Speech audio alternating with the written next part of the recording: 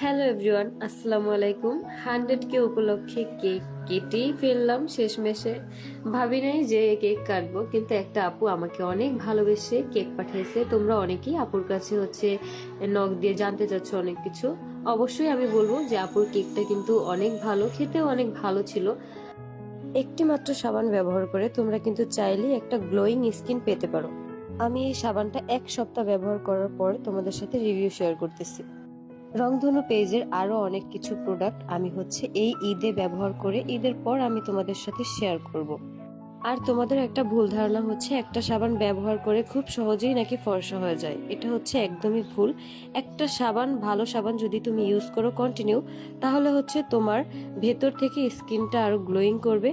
আর স্কিনে থাকা যেই মরা চামড়াগুলো আছে সেগুলো চলে যাবে, স্কিনের দাগগুলো আস্তে আস্তে চলে যাবে, যার কারণে তোমার স্কিন আরো ব্রাইট দেখাবে। কিন্তু তুমি কখনোই ওইভাবে ফর্সা হবে না যদি ওই সাবানটা ভালো হয়।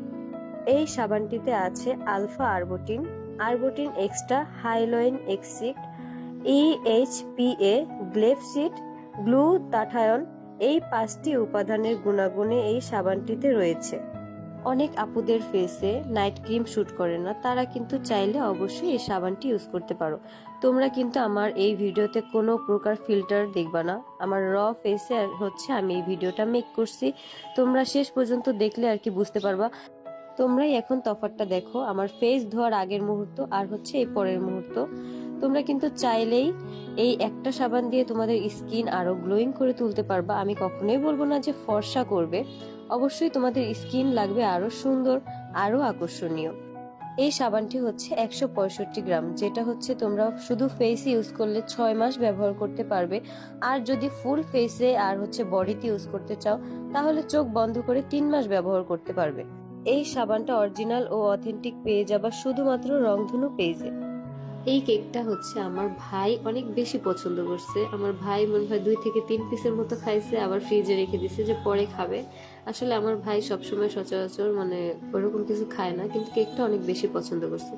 তো এই যে আমি সকাল থেকেই রেডি হয়ে বসে আছি। আমাকে একটা আপু মেহেদি পড়াতে আসবে, যার কারণে আমি রেডি হয়ে বসে আছি। চিন্তা করছিলাম যে আজকে ছাদে বসে বসে মেহেদি দিব, কিন্তু অনেক বৃষ্টি ছিল, টুক করে বৃষ্টি পড়তেই ছিল, যার কারণে আমার সেই ইচ্ছাটা আর পূরণ হয়নি। তারপর আমি ছাদে গিয়ে দেখে আসলাম যে কি অবস্থা ছাদের। অবশেষে অপেক্ষা করতে করতে আপু বাসায় চলেই আসলো। আপু কিন্তু আমার জন্য চুড়ি বানিয়ে নিয়ে আসছে, আর আপু আমাকে মেহেদি দিতে আসছে। এই চুড়িগুলা কিন্তু আপুর পেজেই তোমরা পেয়ে যাবা। আপুর পেজ কিন্তু আমি এর আগে রিলসে, তারপর ছবিতে মেনশন করে দিছি। তোমরা কিন্তু চাইলে কাস্টমাইজ করে